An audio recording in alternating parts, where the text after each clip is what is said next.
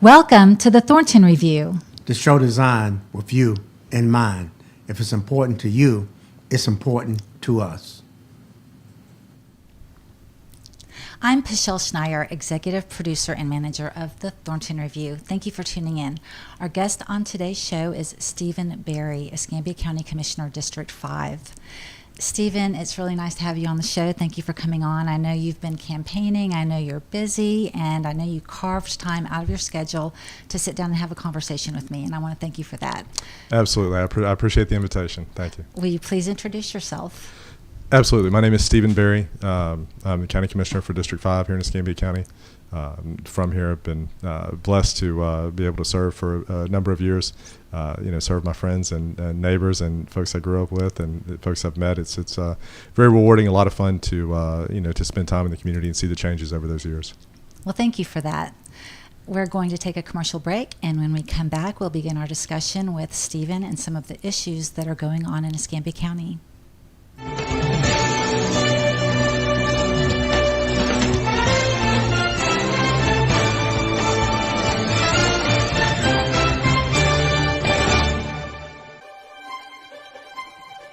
There is no government-funded program that can guide a man's thoughts. Only God can do that.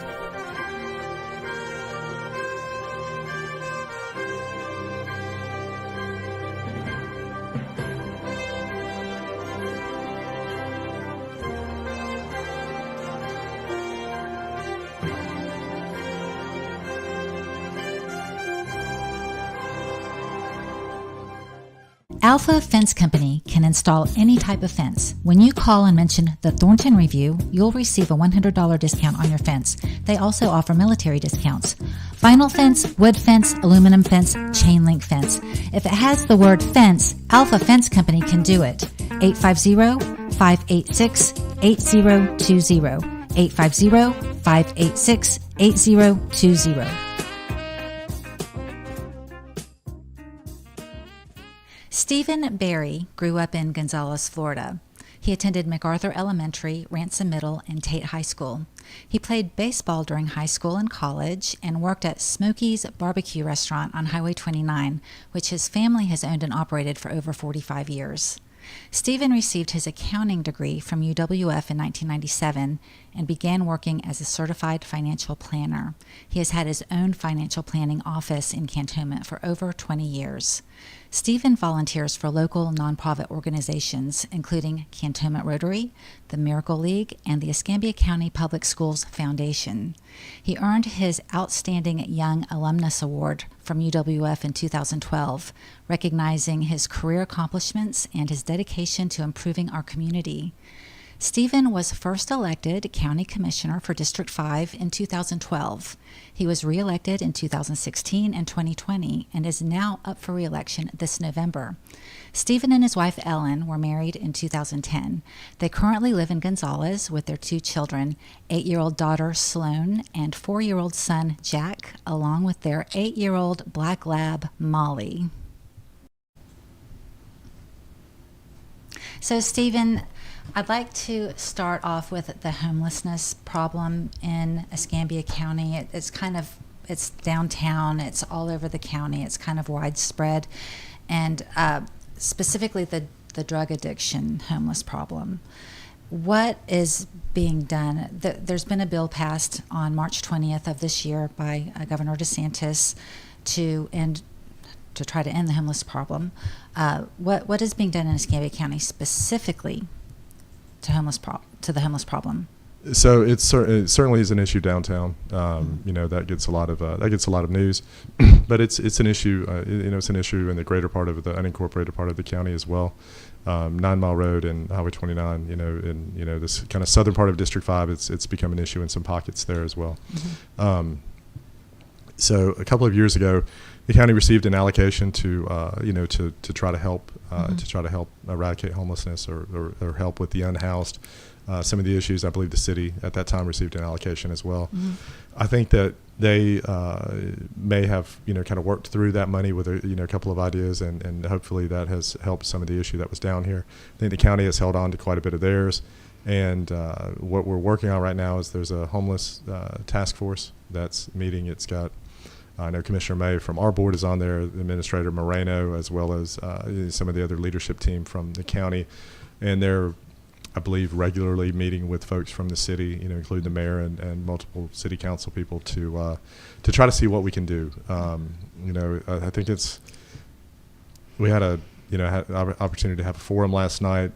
This is one of the issues that came up, and there are, it's a huge problem throughout the country. Every county, every city is dealing with it, and I don't know that there's a silver bullet, but I think that in the next 6 months to 9 months, you're going to see something be unrolled by, this kind of joint working group between the city and the county. There was a lot of conversation about having a low barrier entry shelter for a period of time. That seemed to be the direction that everyone was going. That we needed to have a place that that anyone could go. You could just walk in, no matter what your current condition was, and receive help. That seemed to be what everybody thought was a good idea. And maybe it has to do with the bill, maybe not, but that conversation seems to be maybe steering away from that. I know one of the things that we're working on that there are nonprofits in place that they might have had you had to have certain parameters, you had to meet certain parameters to be able to come in and receive help from them. I believe Waterfront specifically is one that's been it's been a good partner for the county for decades, and I think they have, if we're talking about literally what can be done right now, I think they've got several dozen beds. I believe that they've changed some of the admission guidelines where they're accepting women and children now as well, and maybe have loosened up some other guidelines. I've heard about that. That seems to be it seems like that would be a good thing. And then there's a program the county is doing. We had worked with Olive Baptist Church and some of the other faith-based organizations to there are teams in the field, caseworkers that are interacting with the unhoused, and I don't know exactly what the percentage of success is when you're trying to move from unhoused to housed, or an unhealthy situation to a more healthy situation. But even as a layperson, it would seem clear that you would be much more likely to be successful in an area where you have a support structure around you. And some of those unhoused folks, I think, may have ended up here, and if they don't have that support structure here, but they do have relationships in Birmingham, or they have relationships in Mobile or wherever, Houston, where they're from. Wherever they're from, wherever they have friends and family that that care about them, then if we can help them get back there, home. They're going to be more likely to be successful. I don't know exactly what that delta is, but there's going to be a more likely chance of them getting into a healthy situation around people that care about them. And and I think that's one thing that's always important to remember. When you see people, no matter where they are, they're someone's child. They're more than likely, someone's brother or sister, more than likely someone's parent, and they do often have people that care about them somewhere. And if that's not here, then the best thing that I think that we could do as a municipal body would be try to help them get to where they can get some support, and I think that's better for our community. I think it's certainly better for the individuals. The navigating the new language is going to be challenging, and the bill, yes, the language in the bill, just because we're now tasked with bringing a lot of resources to the table. I think I think one thing that may end up having to happen is Representative Salzman has kind of led the charge for a mental health task force that's been seated for also a period of time. And I know they've been meeting for 18 months or 2 years. And with the language in the bill that alludes to mental health and bringing those resources and drug addiction, it seems like those two task force and working committees, whatever you want to call them, are going to have a lot in common. And maybe there's some synergy that would come from those organizations, trying to kind of work together, those working groups working together. And I think you have a lot of common members on those working groups as well. So it may make a lot of sense. And one of the things that we've dealt with over the years, trying to keep people out of the county jail, which we're tasked with running currently, is when you recognize the percentage of people that are in our county jail that have mental health issues, it is a high percentage, and it shouldn't be a crime to be mentally unwell. That shouldn't be a crime. There should be resources. And well, if you look at Jailview on Escambia County, it's usually three things: it's drugs, battery, burglary. drugs, battery, burglary, drugs, battery, burglary, drugs, battery, burglary, violation of probation. And depending on what happens with, the recreational marijuana amendment, maybe some of those things change. I don't know. There's, there's nothing listed on Jailview that's going to say, mental health issue, but Right. it's definitive that. Well, mental A lot health of them isn't do. a crime Sure. in and of itself, but people who are on drugs have mental health problems, Often, sure. and then they commit crimes. So that's where it comes in. So we I don't know exactly what the solution looks like, but with the way that the population doesn't understand the city boundary to the county boundary. So Right. it's inevitable that we're going to have to, for it to be a positive outcome for the two municipal agencies as well as for the population, we're going to have to work together to be successful. Yeah, that's a good idea to work together. The bill, I don't think the bill specifies city or county. It doesn't Right. break it down. It just says the community, like each town, each city. It's probably a good way to look at it. Yeah. Because it is just the community. Yeah. And people travel, like homeless people, they might be homeless in the city, but they can go over to the Sure. county and be homeless in the county. Sure. So yeah, it's a good idea to work together. And you mentioned that the facility where anybody can just walk into. What about if somebody is sleeping on a park bench? What happens to them? Do they get taken somewhere, or do they they're not just left there to sleep on the park bench, right? Or are they taken somewhere?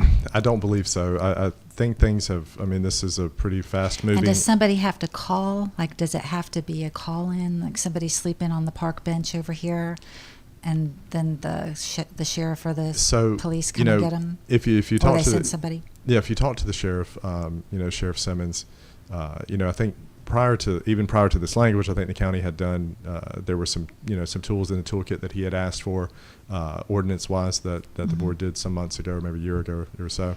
And so we felt like at the time we'd done exactly what Chip wanted. And now, trying to incorporate this language into what's going to happen day to day there, I think that, much like maybe the county code enforcement or city code enforcement issues, I think they're going to have their hands full just trying to deal with the calls that come in.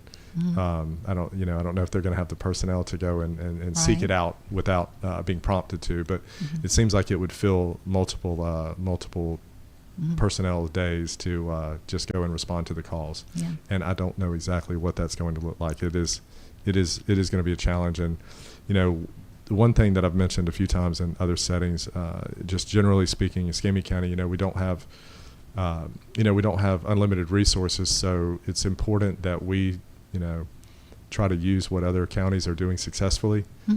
Sure. And maybe there's going to be a like-sized county that enacts something that's extremely successful, and we can kind of mirror that action or that protocol. Some other counties may have the budgets to try this and it failed, try that and it failed, and they would just be able to continue funding. And we need to try to be successful with what we try to do. Do you think that if Amendment 3 passes, it'll help the situation or harm it more? So perhaps my fault, but I'm not as acclimated with the amendments maybe as I should be. But it would seem like it would have less arrests, so that would seem to be one thing. As you were mentioning, that one of the most common offenses listed on Jailview is the drugs. So that would seem to reduce that. I don't know that it helps that marijuana is being enforced currently. right.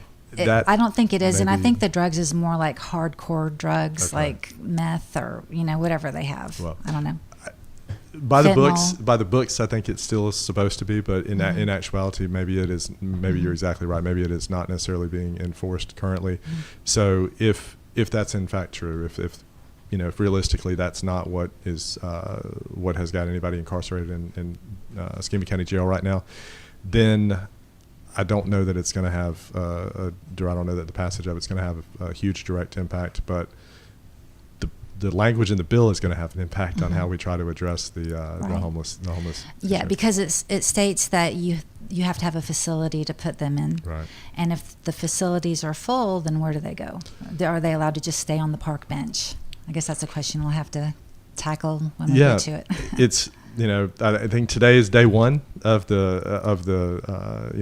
it being in place. So, we're just going to have to see. I would not think that leaving them on the park bench. That's certainly not what the law of what the letter of the law says. Mm-hmm. So, exactly. And we want to follow the law. Yes. Yes. So, everybody knows that Escambia County has a flooding issue. In 2014, like 8 or 10 retention ponds burst and flooded neighborhoods and downtown and all over Pensacola. Right. We had devastation.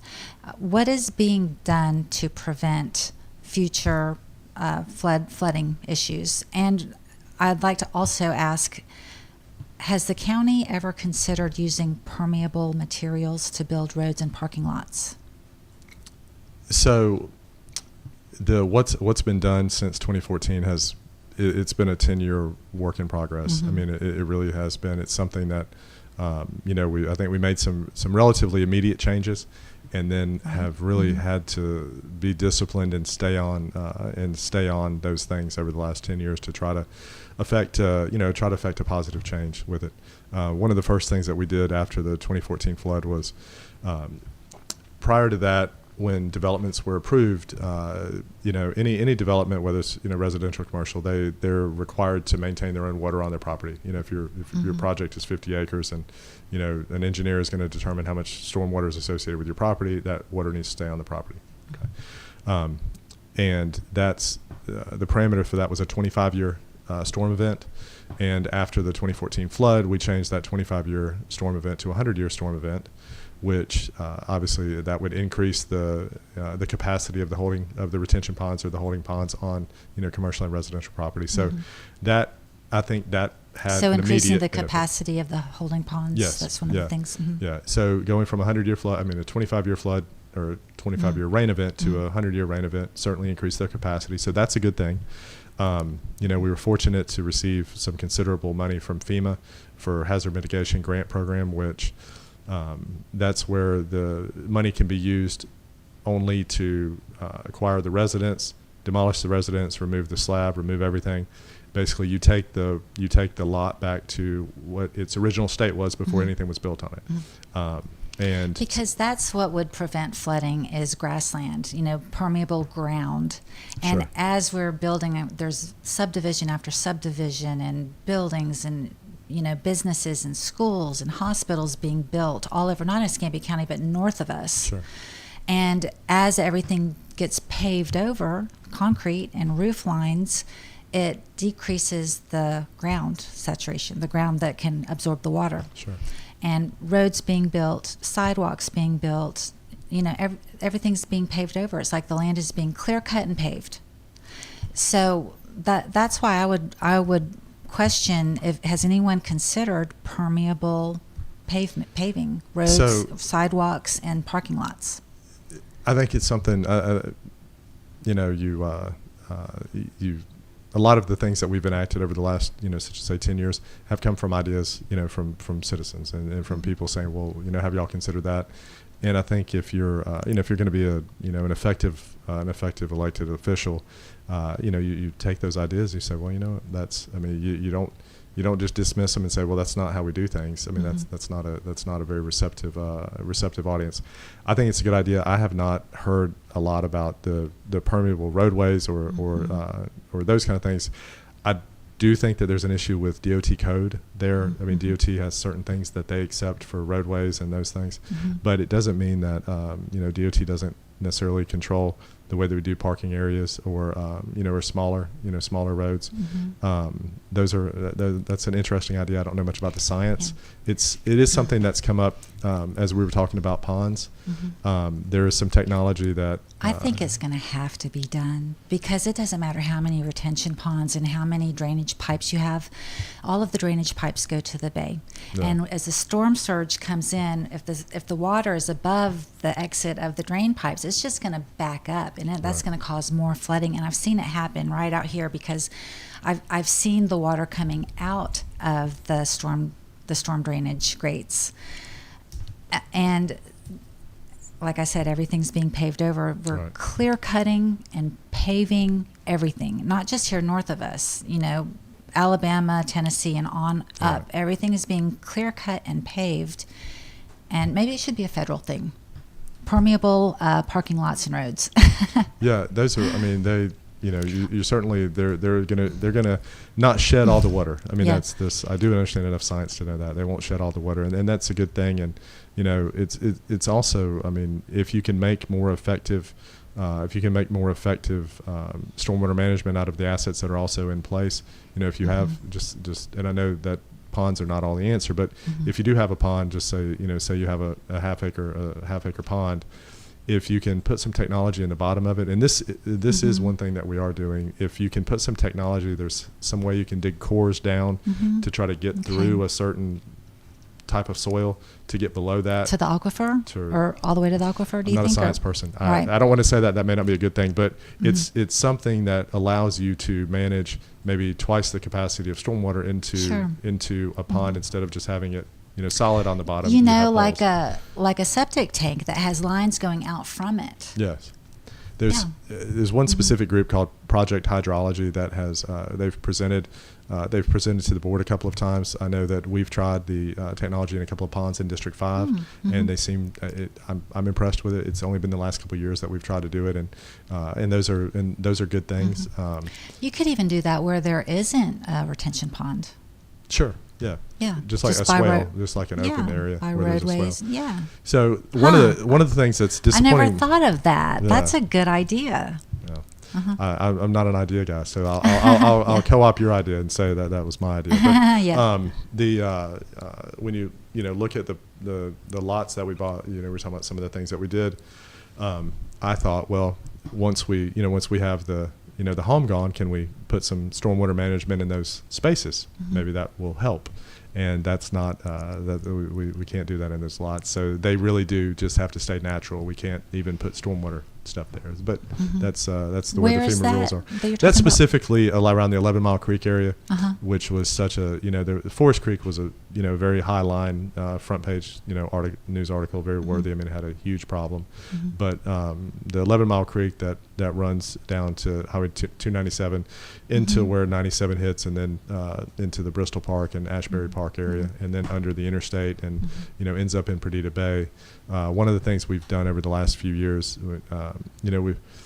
when you have problems that are so big, not unlike the homeless issue, which also I think runs into a mental health issue, which are both huge issues, it's going to take more than one type of solution to try to really affect a real positive outcome. So, we started at the mouth of Perdita Bay, where 11 Mile Creek puts into Perdita Bay, and we had work crews that worked north from there, all the way past where International Paper, has a drain that comes into 11 Mile Creek. So it was miles of walking and hand removing of debris out of the creek bed, right? Which would hopefully because that'll clog up if you have drainage. Absolutely. It'll get clogged, so you have to keep it clean. So that would be another issue that you have to look at. And that can be a good thing. Implement. And the interstate where 11 Mile Creek runs under the interstate. There's a Department of Transportation project to widen I-10 right there.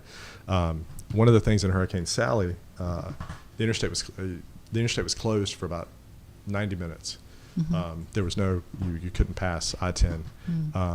If you want to get the attention why was it closed? Water was over the interstate.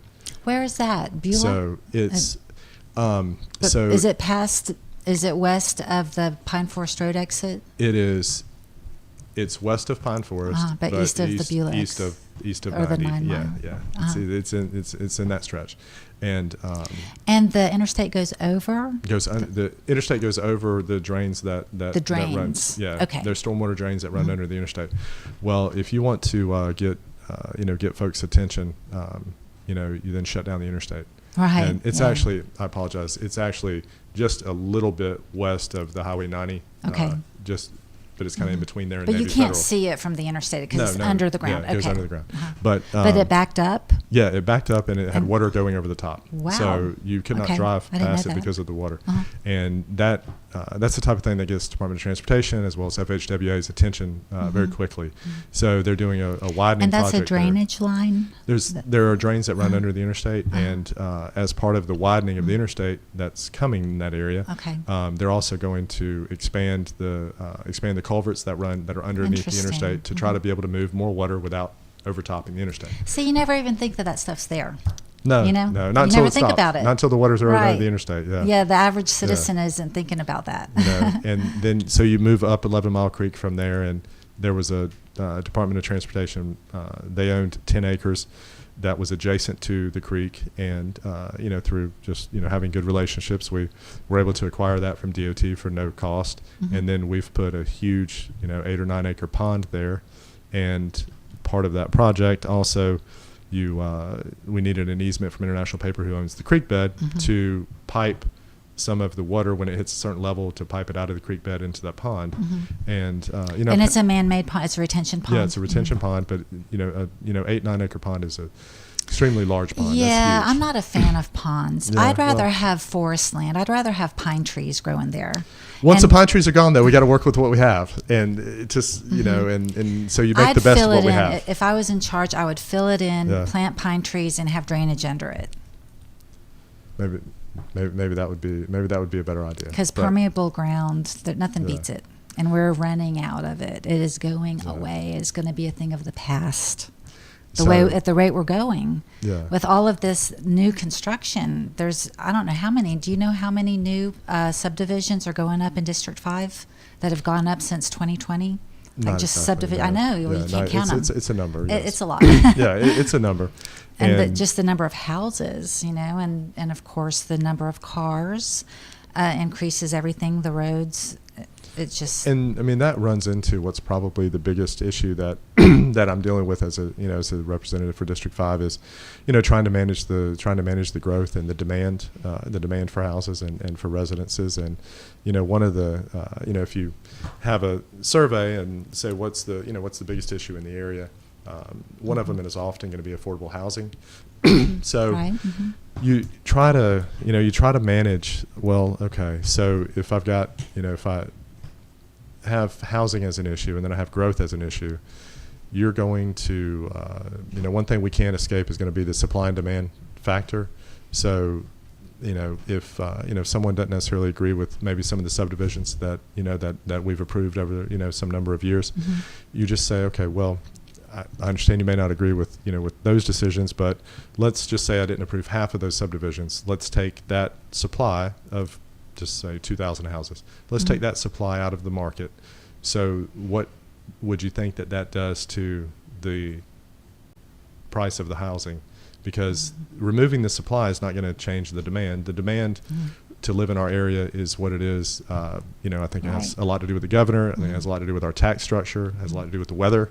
But the demand is there. So if the demand is constant, which the board can't really affect demand, and you remove the supply or you cut the supply considerably, you're going to do nothing but push the price further up. Correct. Which Mhm. is that's part of the balancing act, to try to be smart about what you approve, but also understand that we want people to be able to afford homes ideally. We don't want a nation of renters. I mean, the home ownership is one of the quickest ways to personal household wealth.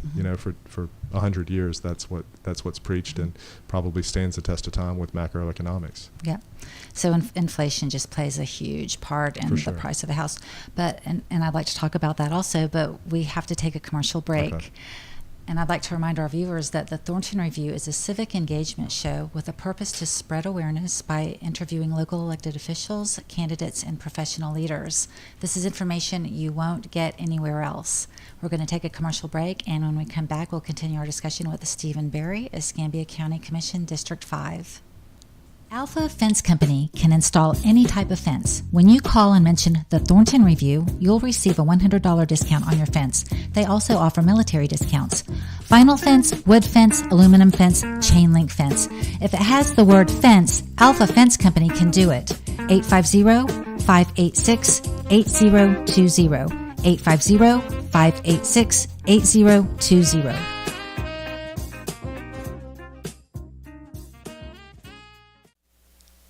You can watch our program on Pensacola Urban Network, Praise TV on WBQP 12.1, WBQP 12.8 Sundays and Wednesdays at 6 p.m., WBQP Praise TV on Roku Television Network, or download Praise TV on Google Play Store or Amazon Fire. Our website, thethorntonreview.com, and our Facebook page, The Thornton Review Show.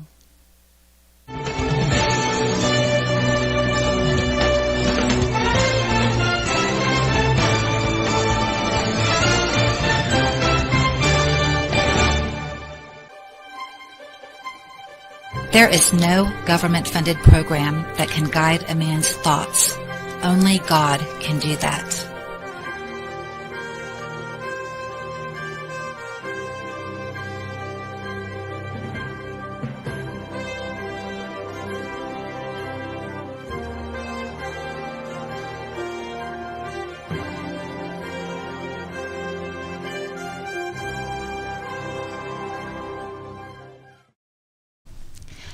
So, well, I think that as far as the affordable housing, first off, you have to have a definition of what's affordable. You know, what's affordable to you might not be affordable to me or, my next door neighbor.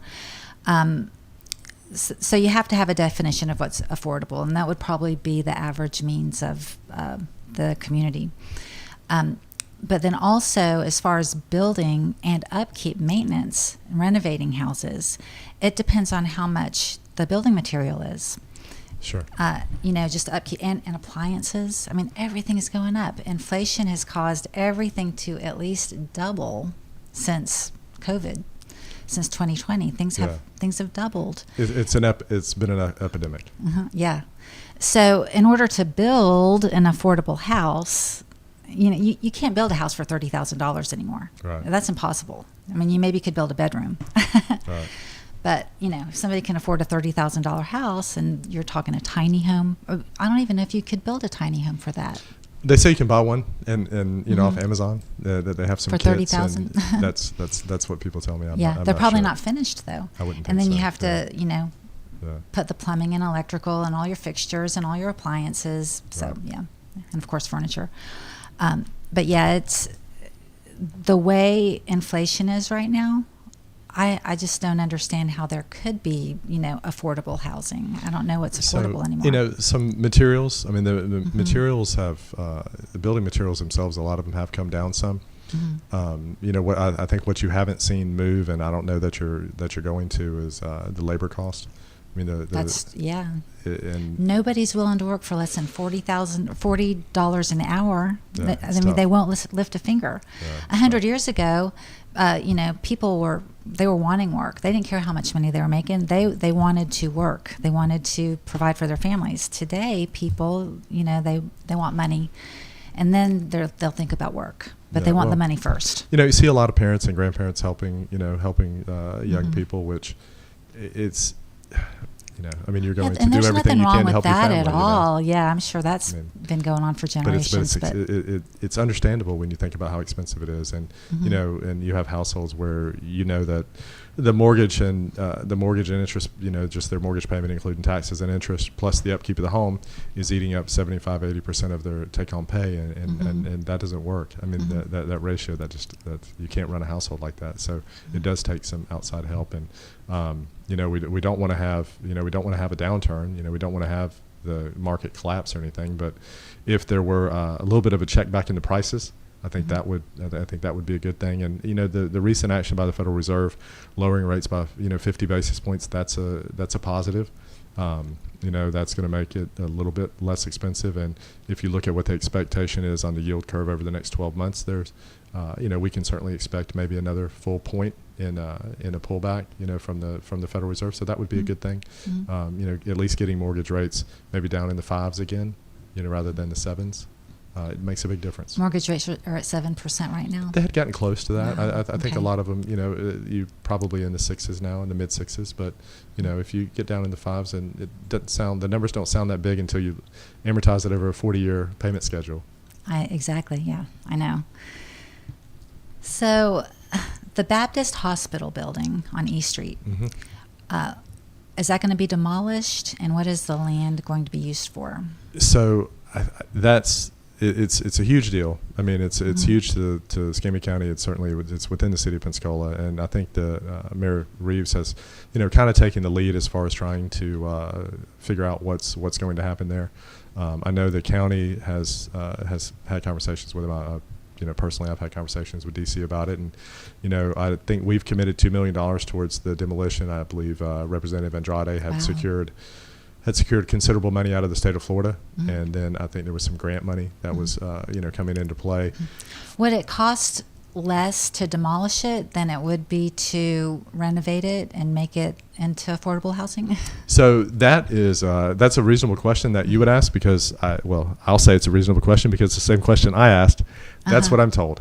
I'm told that it's not that trying to renovate the current brick and mortar into affordable housing would be more expensive than putting something new on the property. Interesting. I don't know. It's hard to believe that, but that's what the experts say. Because you already have the rooms, and I'm going to depend on DC, who, like I said, has kind of taken the lead. But then from our board, my dear friend Commissioner May is very, very involved in those conversations, and he's going to find my support for whatever action kind of comes back to our board for allocations or whatever type of partnership, whatever our role is in that partnership. I'll be supportive of anything Lumen brings back. So, what are the plans for the land once the building is demolished? I don't know that that's set. Okay. I believe that there are some private parties that have ideas, but it's I think it's going to take if the public is paying for a large part of the demolition, then it would stand to reason that the public is going to have a tremendous impact on what happens on the property. Well, if they build any parking lots there after they demolish the old ones, I hope that they're permeable. Yeah. Okay. Are you familiar with Old Bridge Creek Road? It's Old Bridge Road in Cantonment. It's off Jack's Branch. Oh, It's a yes. couple miles I'm south. sorry. Okay. Yes, Yeah. yes. Old Bridge Road. Yes. That road is permeable. Yes. So, and that's That's the only road that I know of that's permeable. That's why I bring that up as an so example. we do have a number of them, and I will tell you, it's so literally it's called open grade coal mix, and it's What's it called? Open grade coal mix. Open grade. Grade. Grade coal mix. Coal. Yeah. It's made out of coal. Yeah. So it's Okay. kind of chummed up asphalt. Again, I'm not a science guy or a contractor person, but I believe Chummed up asphalt. Like broken up. Like old asphalt that's been Yes, used. there's a better phrase for it where it's. Is it recycled? Is that what you're saying? Yeah, it's recycled asphalt. There's a phrase when you're resurfacing a road, you go and you ground up asphalt. Yeah. I believe is what it is. I understood what you're saying. Yeah, ground up asphalt that's put in with some type of a liquid that's going to have some adhesive properties to keep it together, and then it's put down. And the board was doing a lot of open grade coal mix a few years ago. You don't have the lifespan on it for use that you do on asphalt. Yeah. So the last 5 or 6 years. We need to figure out a way to extend the life of it. Maybe so.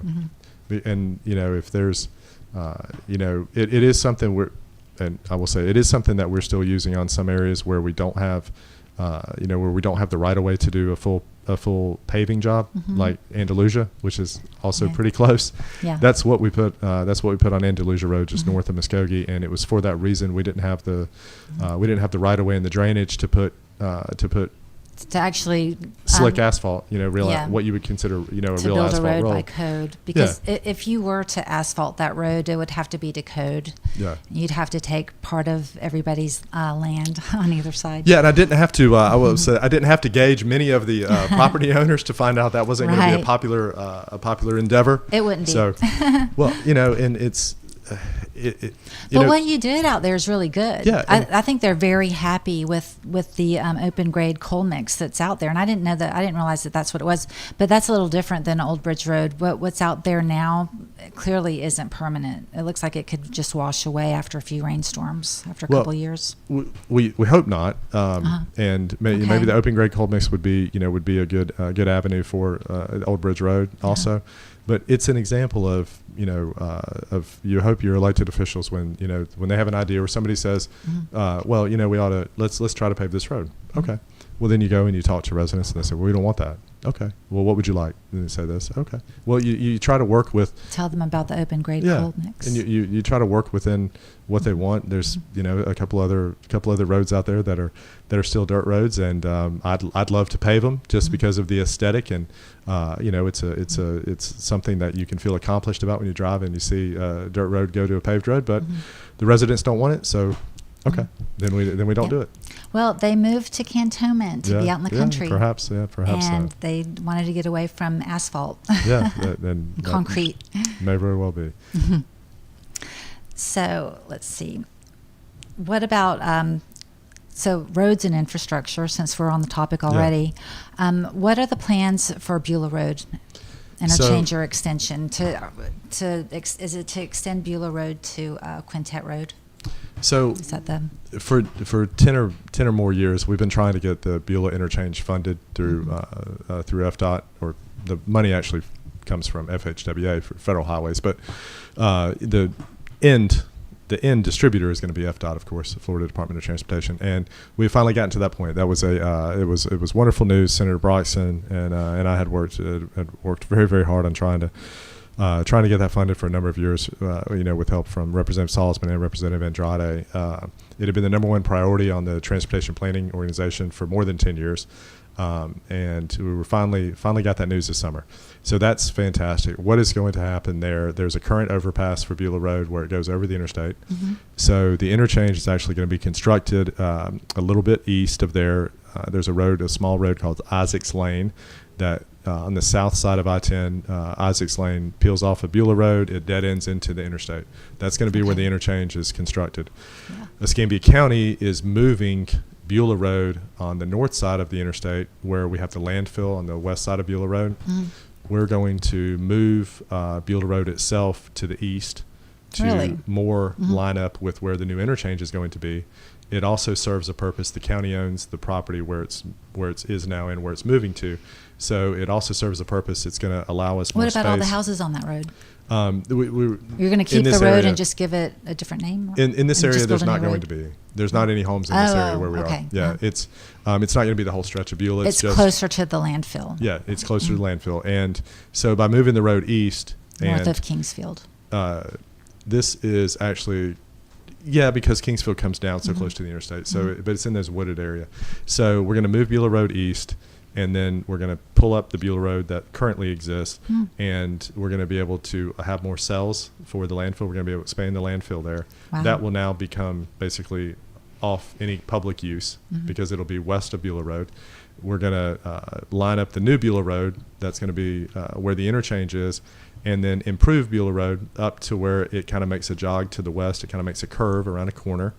And then, hopefully at the end of these projects, Department of Transportation will take all of Beulah Road all the way up to Muskogee. And, one of the things that has floated around since I've been in office has been a connector that's gonna tie in the new interchange to Highway 29 by running through all those areas. And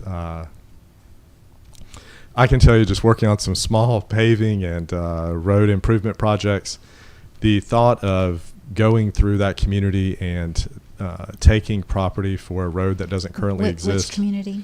We're at? Any community? Any in that area. Just to be candid, it would say the Western Farm Hill area. Between maybe where Harvest Church is on Muskogee and maybe over you're talking about Andalusia Road. In that area, that corridor. Because there's a lot those of these people don't want it. Oh no, I can. No. So they these maps exist and they show potential roads. Those things are never going to happen because anyone that's out there starts poking around is going to get shot. I mean, that's you just that it's not going to happen. What seems much more likely is that we are going to do those improvements on Beulah Road.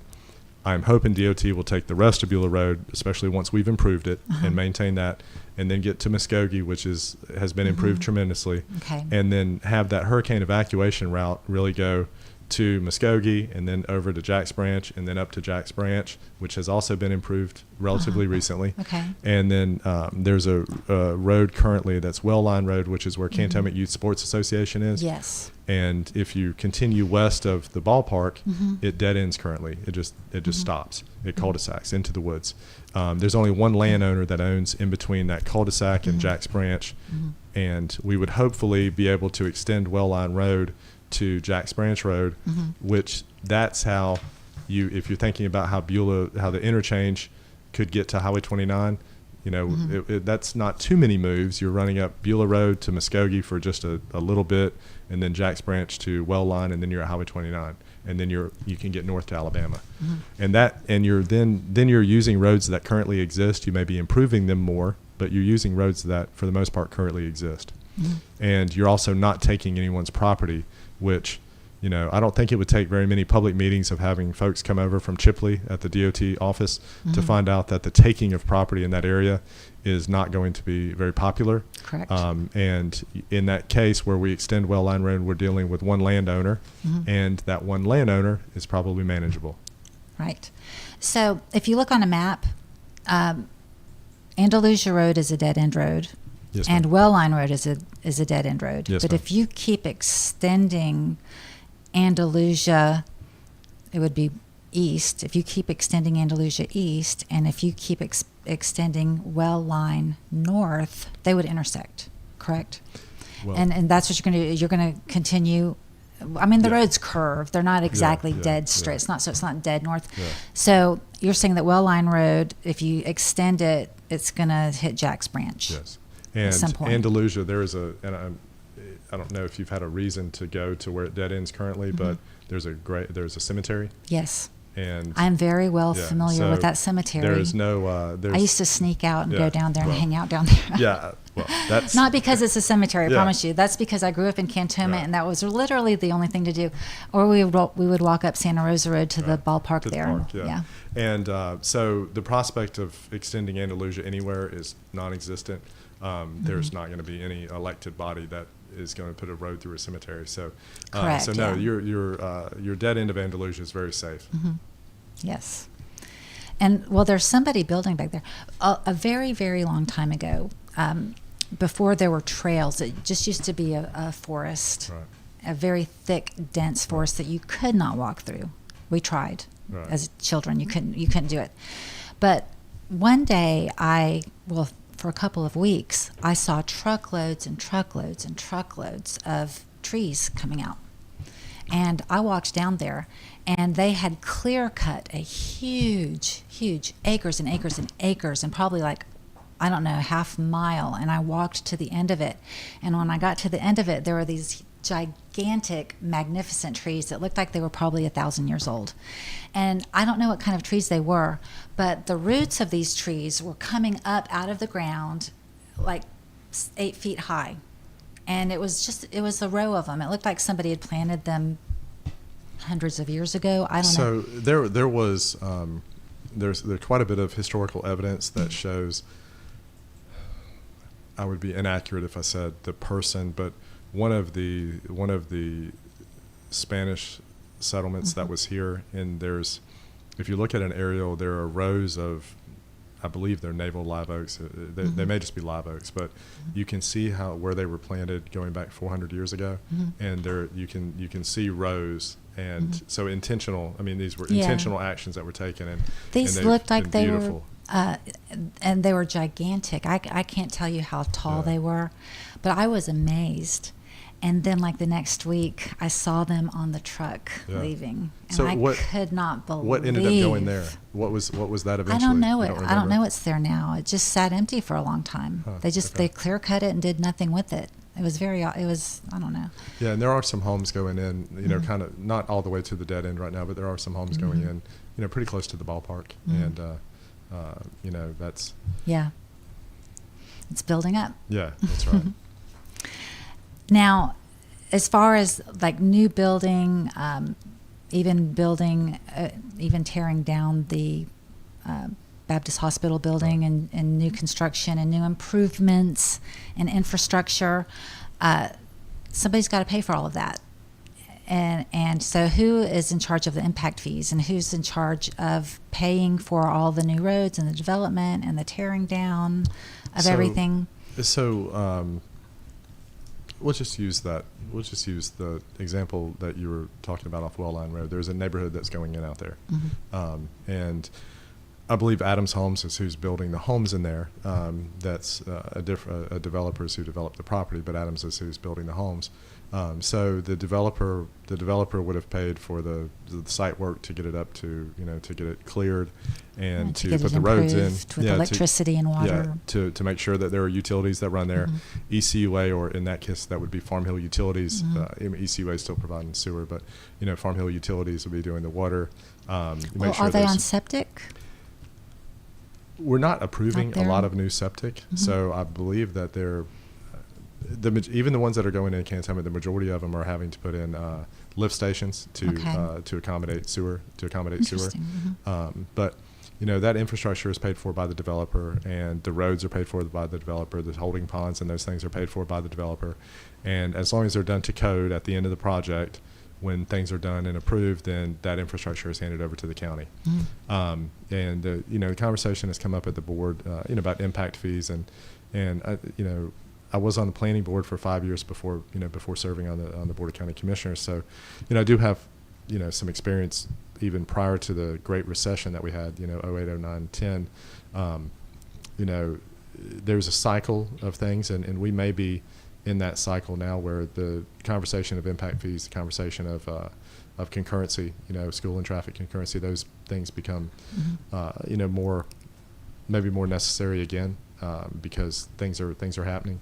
The only thing as a board, I think we want to always remember, and citizens certainly that propose these things, the thought that the impact fees or any types of fees that we would put that don't currently exist, that they're going to cut into developers' profits or into their margins, that's not going to happen. Well, it cuts into the affordable housing cost. Absolutely. They will because that's be part of what through. Makes it not affordable to most people. They will simply be passed through to the buyer. Yeah. And, so I think, the generic statement of impact and fees. that's only fair. Yeah. If you want to buy a house, you have to pay for it. I've bought houses before, and you have to pay for them. Yeah. I've renovated houses, and it's not cheap anymore. It used to be. Yeah. It used to be cheap. So I think what you end up thinking is you say, well, impact fees, maybe that's a good idea. And so maybe the prospect of, $1,000 a lot to help with a new firehouse that would be needed in the area because of a neighborhood. Maybe that has maybe that proposal has one answer. $10,000 a lot maybe has a different answer, just because of the impact. It's only going to be impacting your buyer. So we're running out of time, and I do have some other questions that I have to ask. So I'm going to skip to the paper mill golf course, the land use. Did the county purchase that land? How much did they purchase it for? How did it come about? I don't think you're going to have time to answer every single thing, but what's it going to be used for? I've heard it's going to be used for a park, and I'd like to know what the pros and cons are, and I would like to know, maybe first off, if you could answer this first, is there any concern that drug addicts or homeless people will congregate at the new park? And if there is any concern whatsoever, what measures is the county taking to prevent that from happening to begin with? So I'm not concerned about it currently. It's if that were to take place, then we'll deal with it then. I mean, you just it's an opportunity that took several years. It was better than 3 years in the making to. We're to the point now that we have work going on the property. We will have the walking track is under construction. So there's going to be a walking track. How much did y'all buy it for? I'm just curious. So we didn't buy the property. Okay. International Paper won't. They donated it to the county? No. They won't sell. They wouldn't sell the property. Okay. They would. So they lease the property to the county for $1 a year. Neat. And then we have the responsibility to. We have to subsidize the property taxes that they're paying, which I think is $3,000 or $4,000 a year, which is not a tremendous. It's as a total expense. It's not a big deal. And then we have a responsibility to maintain it. Like we started cutting and bush hogging and maintaining the park when the lease was executed. How did this idea come about? So there was a mill manager. The current mill manager is named Hunter Morris, who's been here about a year. Hunter is great. He's been a great partner so far. Previous to that, we had Scott Taylor that was here for about 6 years, and Scott and I developed a very healthy working relationship. Mm-hmm. And the conversation just began one day, and when the golf course had closed, the golf course had not operated for a few years at that time. Mm-hmm. Scott had been hopeful that there would be another operator come in and operate a golf course there. Mm-hmm. And once it seemed like that wasn't going to happen, then I said, well, buddy, we've waited long enough. Let's try to do something on the ground. So since we didn't buy the property, we don't own the property. How long is the lease for? I believe it's 50 years. 50 years. It's a long lease, but we could hypothetically be evicted at notice, 30 days notice, 90 days, something pretty quick. So that means that we can't use we can't use local option sales tax money on the property because we don't own it. So International Paper still owns the property, so I can't use LOST money on there. And in good stewardship of taxpayer money, I also can't put a $5 million community center on there because if we got that notice to be booted, then would it be tax dollars paying for that $5 million or whatever, $50 million? Yeah, center? I mean, if we spent that on the property, it would be, and then I would run risk. Vote? Does that kind of stuff go to a vote to the citizens or a vote on the? Just a vote on the board, yeah. Okay. So what we did was we wanted to get as much use as we could without spending a lot of money, which is going to be a walking track, a disc golf course, a playground, and kind of an open air pavilion. I would love to talk about that for another hour. Yeah, it's a great thing. Yeah. One of my big successes, I feel like, and it as you'll see, as you hope you hear from all elected officials, the successes are all collaborations. Well, it's been an honor to have you on the show. I really appreciate you coming on. Thank you. Because I know that you don't do interviews very often. So I feel honored that you decided to come. Yeah, happy to be here. The Thornton Review is on the air to provide public service awareness and intellectual infrastructure to our community. This show was made possible by Ida Gates Godly Teas LLC, Alpha Fence Company, and our guest, Stephen Berry, Escambia County Commission District 5. It was a pleasure to have you on. And we want to thank you for watching this episode of the Thornton Review. The Thornton Review. Bye-bye.